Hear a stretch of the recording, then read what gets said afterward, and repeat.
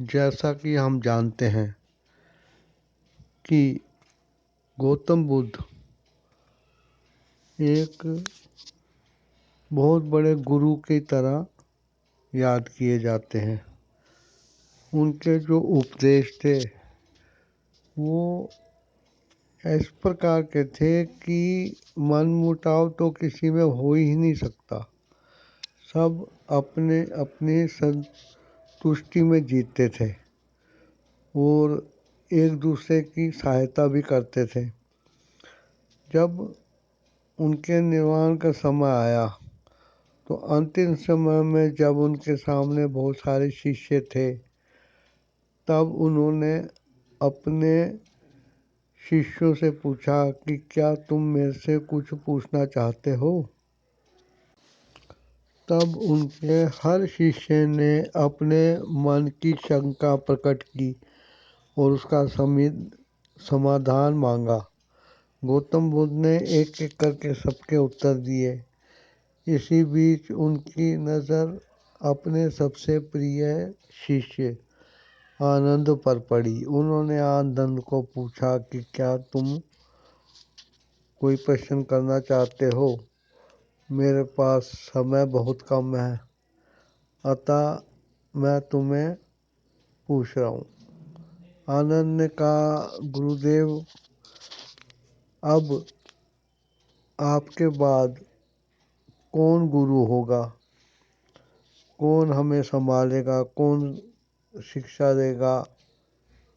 तब गौतम बुद्ध ने अपने सभी शिष्यों का ध्यान आकर्षित किया और कहा, ध्यान से सुनो। आनंद का ही प्रश्न ऐसा है जिसका उत्तर देना मैं ज़्यादा ज़रूरी समझता हूँ और सबको सुनना चाहिए। मेरे बाद गुरु कौन होगा, ये प्रश्न विचित्र सा लगता है।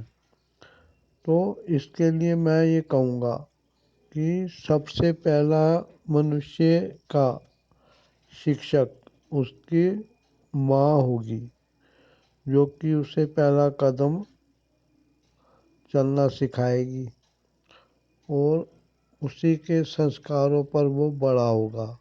तो वह पहली गुरु होगी। उसके बाद जब वो अपनी माँ की गोद से उतरकर घर के बाहर समाज में जाएगा, तब उसके मित्र साथी जो कि पहले से कुछ ना कुछ जानते हैं, उनसे कुछ सीखेगा। उसके बाद उसके शिक्षक जो कि किसी किस्म की विद्या जीवन यापन के लिए उनको सिखाएंगे, वो गुरु होंगे।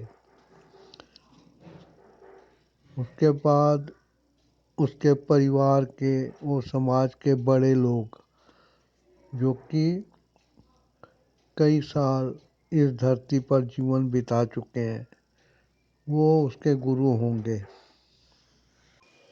उसके बाद जो भी उसका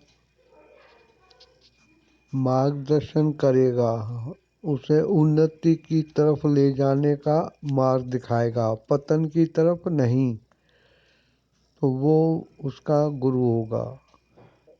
और बाद में और इन गुरुओं के साथ ही उसके अपने अनुभव भी उसके गुरु जैसे होंगे।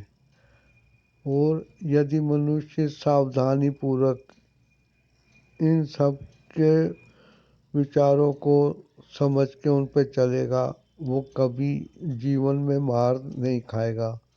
इस प्रकार गौतम बुद्ध ने अपने बाद के सारे गुरुओं का उससे वर्णन कर दिया था।